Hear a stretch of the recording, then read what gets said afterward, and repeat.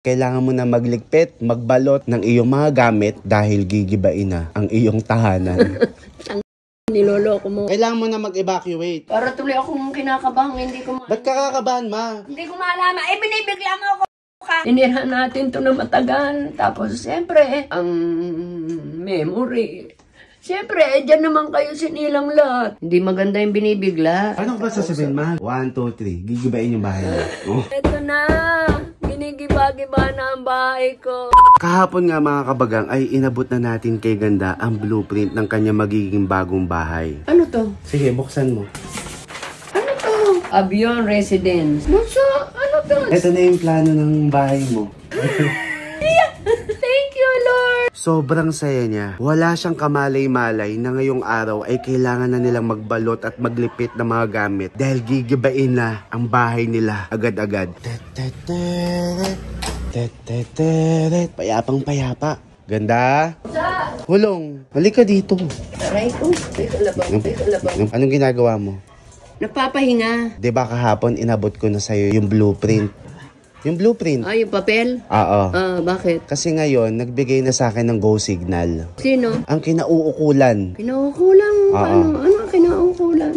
Di pa ako diretso. Anong kinaukulan? Nagpapahinga ka, di ba? Oo. O, saktong-sakto nakapahinga ka na. Ngayon, pwede ka na ulit mapagod. Bakit? Kasi kailangan mo na magligpit, magbalot ng iyong mga gamit kay ni Papa dahil gigibain na ang iyong tahanan. Mo, niloloko mo. Totoo nga, ma. Totoo. Kailan? Ngayon. Ngayon. Mo, binibigla mo ako, ka. Ngayon nga. Mamaya pupunta na sila. Kaya ano pang ginagawa mo ngayon? Buksan mo na to. Tutulong ako sa'yo. Ay na. Oo nga, tara na. Huwag na tayo magpatumpik-tumpik. Niloloko mo ako. Hindi kita niloloko, ma. Totoo yan? Oo, ayun o. Totoo yan. Na para akong, Ayun na nga. Di ba matagal, ma, di ba matagal mo na tong pinapangarap? matagal ko nang pinapangarap pero binibigla mo ako. Si Papa nandyan? Wala na, hindi ko alam kung nasaan.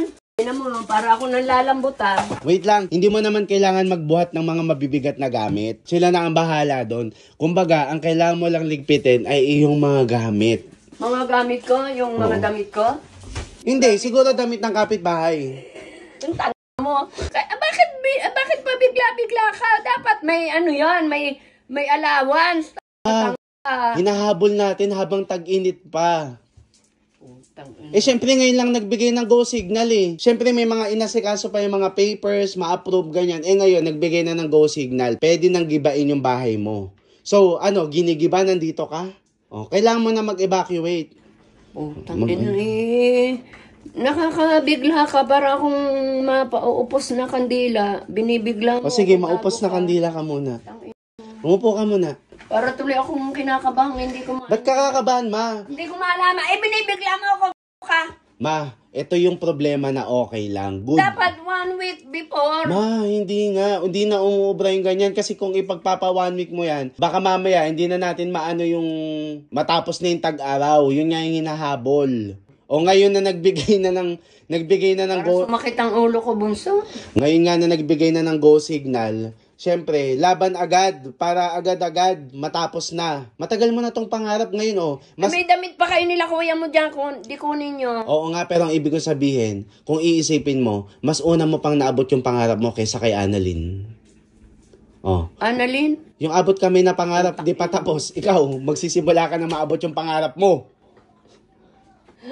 Sumakit ang ulo ko, bunso. Pag binibigla ako, para akong ninenervous. Ganun nga tayo, oh. Tignan mo wait lang, nakita ko ngayon. Ang galing, nakasabit yung plano. Oh, perfect. Diyan ko na lang muna inilagay. Oo, kahapon lang inabot sa'yo, ngayon gigibain na yung bahay mo. Amazing, di ba? Kahit ako naman, nabigla din ako, pero binigyan na kasi ako ng go signal. Nino? Nang kinauukulan, oo nga. Na-approve na? Hindi na pwede nang mag-start maggiba. Kaya gigibain na tong bahay. Sumakit ang ulo ko, bunso. Para akong iiyak na hindi ko maintindihan. Bakit? Mga kabagan, 36 years namin mahigit itong tinirahan, kaya bukbok yung sumisira. Nakakalungkot isipin. Paano yung lungkot? Parang nawala ako eh. Parang biglang sumakit ang ulo ko. Oo. Dapat di mo ako binibigla, dapat. Ano sasabihin ko sa'yo, ma? Gigibain ang bahay. Ganun dapat? Hindi, paano ko sasabihin sa'yo? Dapat pagkaabot niyang kahapon. Oh. Ma, wala pang sinabi sa akin. Biglaan ngayon. Talaga nagkataon lang na ngayong araw. Minessage ako. Binigyan ako ng go signal. Ngayon? For ano pa lang naman para gibain. Ayun na nga eh. Yung biglaan, giba agad eh. Ay, tingnan mo nga yung mga pinggan, Kasal ko pa yan. Ma, wait lang. Kasal ko pa yung mga gamit na yan. So, wag na natin ituloy. Hindi. Mo, yung parang, hindi na ako magpapahinga lahat. Nauutot ako, hindi maintindihan. Hindi, ang ano ko nga, wala ka naman kailangang buhatin. Ultimo lamesa, syempre, yun ang sila na maghahakot. Yung Hindi, mga gamit... ibig ko sabihin, nabigla ako, parang naupos ako kandila. Syempre, kung alam ko naman ito, aayusin, gigibayin, pero yung ngayon mo sinabi agad-agad po. Hindi. Kaysa naman pagpatagal pa. I-ano mo na lang. Parang nalungkot naman ako. Parang akong iiyak na hindi maintindihan. Bakit? Ilabas mo lang lahat dito. Para ako naupos na kandela. Siyempre, ilang taon ko to na wala ka pa sa mundo. Ilang taon, buong buhay namin, mga anak mo. Ito na yung bahay natin. Kaya nga eh. Kahit naman ako, mama. Kahit nga giba-giba na mga cabinet ko, hindi ako naiinis kasi. So parang parang nagiging emotional ka na syempre, halos kalahati din ng buhay mo. Higit pa. Yun nga, nandito na tayo. Ganun din naman ako, syempre simula ng pinanganak ako, ito na yung nakagisnan ko eh. Ibig ko sabihin, happy ako magagawa ang bahay ko, pero para akong naupos na kandila, na parang iiyak ako dahil tinirhan natin to na matagal. Tapos syempre, yung mga sulok-sulok, kahit na anay bukbok, binigla mo ako para ako naupos na kandila. Bakit? Siyempre, yung sulok-sulok, siyempre, yung puro siyempre. Naiiyak lang ako kasi, siyempre. Hindi pero kung aamin ka. Tsaka itong mga Hindi kung aaminin mo. Nalulungkot ako. Hindi rin natin. Kahit ako Siyempre, yung pamumuhay naman natin talagang lang talaga, tawid-tawid, di ba? Kumbaga kahit ako, Hindi naman hirap na hirap. Hindi, ngayon, nabigyan tayo ng pagkakataon Salamat sa Diyos. Salamat sa inyo. Salamat sa mga kuya mo. Salamat sa lahat-lahat. Ibig ko lang sabihin, para akong nabigla. Nagigibayin agad-agad. Parang kung isang linggo, siyempre, magwawari-wari. Yung binigla mo ako, para akong binigla ka din, kaya binigla mo naman ako. Para akong Okay, sa naman mabigla ka, nandito na sila. Mas nakakabigla yun, di ba? Kung ngayon to gigibayin, tawagin mo kuya mo, ang mga gamit ko pa sa taas. Alam na nila. May gamit kayo sa taas eh. Alam na nila kuya. Nauna lang ako dito kasi nga sinabi ko na sasabihan na kita, pero alam na nila to. Nakakalungkot. Oo nga. Ako, nalulungkot ako, pero mas iniisip ko na lang yung positibo na, hindi, para sa ikakabuti. Sana yung okay lang nang iba, wala ako. Siyempre, masakit sa akin. Kahit natutuwa ako na naghahalo ang lungkot, ang memory. Siyempre, dyan naman kayo sinilang lahat. Tapos, hindi naman mawawala yung lupa, mama. Ma. Oo nga, hindi nga mawawala. Siyempre, yung binigla mo ako, para akong, buisit, hindi ko na masabi. Siyempre, yung sulok-sulok ko, gusto kong maayos ang bahay, kaya lang, nabigla ako na agad-agad gigibain. Kumbaga, sepangs. Oo. Alam mo yung sepangs? Hindi. Umuo ka. Parang separation anxiety. Parang sa tao, kunyari, naging malapit kayo na isang tao, tapos nagkalayo kayo, parang nalulungkot ka. Yung biglang nawala. Sige, para... Siyempre, bahay ko to. Pero gusto ko talagang maayos na. Para kaya nang binigla mo ko ka. Hindi ko... Ura-urada naman ang sige, sana yung pag nandito na, tsaka na lang nagkabiglaan ka lalo. Hindi, yung... hindi, ngayon, may solusyon na ako sa sa nararamdaman mo. Para kahit papano, for the last time na ganito yung itsura ng bahay mo, umikot na lang tayo ngayon ulit. Okay, kita mo yung mga giba-giba sa taas? Hindi, lahat. Habang wala pa yung nagigiba, itour muna natin sila. Diba, syempre may sulok-sulok, bawat sulok. O ngayon, lahat ng sulok, daanan natin ngayon para if ever na mamimiss mo man yung ganitong bahay mo, may mababalikan ka sa video. Madali. Lahat yan mamimiss mo na para bang pati itong tali na yan. O, dito tayo magsimula sa labas. So, iyan mo na. Papakita ko mga bulok. Ay, di, para lang may... Ayan po yung aking bahay. Bigla-bigla namang gigibain. Ito na yung aking harapan. Na tao lang ang dadaan. Tsaka motor. Bakit ang ulo ko? Pati yung ano mo, ma. Itong tali. Mamimiss ko itong tali na sapatos. Putang. Para akong nanghina. Dali na. Parang ako nanghina. Sumasakit ang ulo ko, buso. Hindi, ang isipin mo na lang, mama, ano to, good problem. Dito ka Anong good problem? Yung ma-resolve ba problema? Kasi syempre, maayos to, di ba? Yan lang isipin mo. Ay, binigla ako para akong mangingisay. Paningisay. Maiiyak, kahit bukbok anay, nakakalungkot. Sumakit ang ulo ko para akong... Isipin mo na lang, maganda yung Maganda yung pupuntahan sa tulong ni Lord. 36 years. Oo, paano sumakit ang ulo ko, bunso? Bigla ako. Hindi maganda yung binibigla. Kung may sakit ako sa puso, mabuti wala akong sakit. Paano ba sasabihin, ma, gigibayin na yung bahay mo? Ganon? Oh, ganon. Paano ko sasabihin, ma? Wait lang, hindi kita bibiglain. 1, 2, 3, gigibayin yung bahay mo. Ano, paano ko sasabihin yun na hindi ka mabibigla? Sige nga. Siyempre, masakit sa kalooban ko dahil, 36, magte-37, 36 na. Sumakit talaga ulo ko. Kaya nga ito, binibidyo natin ngayon para if ever na gusto mong balikan, pwede mong balikan. Oh. Ay, talagang dito rin ako, iba lang. Hindi, babalikan mo tong video, papanoorin mo kapag iba nito. O ano na lang message mo dito sa bahay bago siya magiba? Maraming salamat sa maraming taong kong nilagi dito. Hindi ko maintindihan, malungkot na masaya, emotional, kasi matagal mong tinirhan. Salamat, mababago, magigiba, na maayos lahat, mawawala na naway mawala na po yung mga anay, bukbok. Kasi kahit maganda ang bahay mo, kung mga bukbok anay naman. Magpaalam ka na dito sa bahay na to kasi any monument, aanay na siya, gigibain na. Naku, Lord, hindi ko maintindihan, masakit, na masaya, matuwa, emotional, sumakit ang ulo ko. Sumakit ang dibdib mo, sex ba? Basta, bunso! Sakit na nga ng ano ko eh. O, yun na, okay ka na. Sakit ng kalooban ko, siyempre. Oo, binigla mo kasi ako. Pero syempre, magpasalamat ka kay Lord, ma.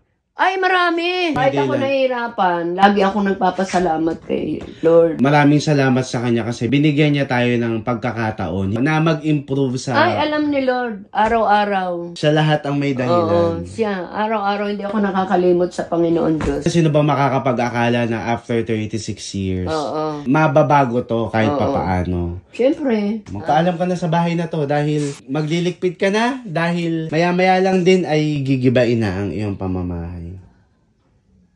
Paano paalam ang gagawin ko? Sakit ng kalooban ko. Babay na po sa aking bahay. Para na akong loka-loka nito. Babay na po sa bahay ko. Titibagin na po. Titibagin na ito. Ewan ko, bunso, sumasakit ang kalooban ko. Wag na ba? Wag na ituloy? Ako ka masakit ang ulo. Ano nga, wag na ituloy? Babay na po sa aking bahay. Natitibagin na, nagigibay na po ngayon. Sa kusina mo, magbabay ka kasi yun yung parang pinakakasangga mo eh, di ba? Ito po, mamimiss ko itong kusina ko na mas matagal ang oras ko dito kaysa sa paghiga ko. Aray. Ay, emotional lang po ako. Pasensya na kayo. Kasi siyempre, mahal ko tong bahay na to. Kaya lang binukbok ko inanay. Pero pasalamat po yung mga mukha namin, hindi mo nabukbok. Okay ka na. Aray ko.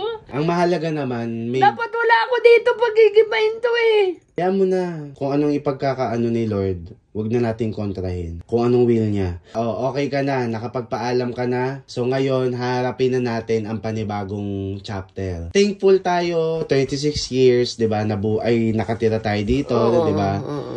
tumatagas. Ang daming memory nito, ma. Oo, ang dami. Tumatagas. Alam niyo mga kabagang, araw-araw naglilimas ako. Kahit walang baha, bumabaha dahil hindi na ko malaman kung saan ang gagaling yung tubig. Araw-araw. Lahat ng yan, matatapos na. Oo. So, magandang bagay yon. Siguro, syempre, nalulungkot ka lang sa idea na gigibain siya kasi syempre, buong buhay mo halos nandito ka. Pero, punto doon, para sa ikabubuti. Sige, mag-moment ka na dyan. Kasi, in any monument, gigibain na tong bahay. So, magliligpit na tayo. Thank you, bahay! Finally, after ilang taon. Sige, kumalma ka na muna dyan. Para ako nang hina talaga. Ito na ang update. Nagliligpit na ang mga tao dito. Ano pa rin si Ganda? Tulali. So mga kabagang, kami po ay kasulukuyang nagliligpit ng aming mga gamit. Bilang dito nga kami tumira ng almost ilang taon, ma? Mas matanda lang ng konti kay kuya tong bahay. Siyempre may mga bagay kami nakikita dito na may mga memories. I-share lang namin sa inyo yung mga random. Parang ito mga kabagang, oh. Ihi ng daga, nahawakan ko pa. Saan? Ayan, oh. Ha? Saan? Ayun, oh. Ito dito sa itatapon. O, ano yan? Ito? Oo. Ako, mga kabagang. Kulambo ko po ito. Nung ako'y nanganak sa panganay ko hanggang sa bunso ko. Hindi ko yan pwede ipamigay. Oo, may memory yan. Souvenir ko to, kulambong ito. Binili ko pa to. Manganganak ako sa panganay ko. Oh, si Kuya din may nakita eh. Ganyan ka-addict si Kuya sa mga pelikula, mga kung ano-ano. Video craze. So, ikikip mo yung kalambo. Ay, naku, hindi pwede ipamigay to. Parang pati kami parte ng memory na yun. Ay, oo. Tingnan mo tong cabinet ni Kuya, oh. Simple plan. Si Roxy, ano yung Roxy? Si Abril. O yan o, mga cellphone. Try natin tong i-charge. So ito yung cellphone na pamana sa akin ni Kuya. Ito, nandito yung text ni Ate Marie. Huling text niya bago siya mawala. Oh? Oo. Saan mo nakita? Ayun, kay Kuya. Tapos yung iba pang cellphone niya. Oh. May ganito rin ako eh. Oh? Ayun o, yung ganyan. Bebenta mo yan? Collection ko to. Oh, mga ganito, na ganito rin ba kayo ng charger yung mga kabagang? Hindi, i-donate na lang. Ha? I-let go mo na yung mga dapat. I-donate? May maisuot mo to. Para hindi ka madumihan. Galing na. Ayan. Parang mainit. Parang pa-helmet na yung atake niyan. Kung so, ayan ang mga dyan. Ala, naanay na. Kaya nga, tingnan mo nga. Yun ang unahin nyo dyan, itapon. O, dali. Ay, shit. Mga treasure. Grabe ang anay, oh. Destroyer talaga. Grabe, oh. Kain na kain. Dati kasi, nung nawalan tayo ng trabaho, ito yung paraan ko para magkapera. So, iniipon ko yung mga barya-barya. Ito yung mga naipon ko. Abangan nyo ang gagawin namin dito ni Ganda. Ipapa-convert natin to. Pero parang puro piso to. Mag-iipon pa kami. Marami pa kaming barya dito. Alam ko nga, ito barya din to. Tingnan mo. Oh, di ba? Puro barya. Kuya kasi may hilig tong mang-hoard ng mga yung bibilhin sa mga kanto-kanto. Yung original ito. Dapat ilabas na agad-agad to. Nakuha na ba yung basura? Mga kabagang, eto na.